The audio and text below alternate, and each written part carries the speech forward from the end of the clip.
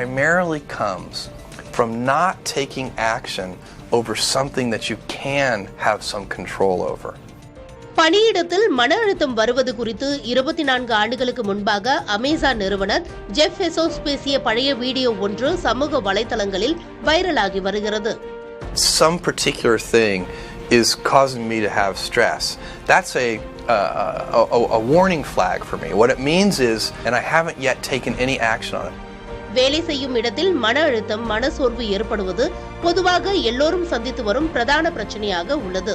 இந்த நிலையில் கடந்த 2001ஆம் ஆண்டு அமேசான் நிறுவனர் ஜெஃப் பெசோஸ் ஒரு நிகழ்ச்சியில் பேசிய வீடியோ பேசுபொருளாக மாறியுள்ளது. அதில் மன அழுத்தம் என்பது உங்களால் சரி செய்யக்கூடிய ஒரு விஷயத்தை நீங்கள் இன்னும் சரி செய்ய தொடங்கவில்லை என்பதை காட்டும் ஒரு எச்சரிக்கை மணிதான் அது என பேசியுள்ளார். முக்கியமாக ஒரு பிரச்சனைக்கு உடனடியாக ஒரு சின்ன நடவடிக்கை எடுத்தாலே அந்த பிரச்சனை உடனே தீர்க்கப்படவில்லை என்றாலும் கூட மன அழுத்தம் பெரிதும் குறைந்துவிடும் என்றும் பெசோஸ் அறிவுறுத்தியுள்ளார்.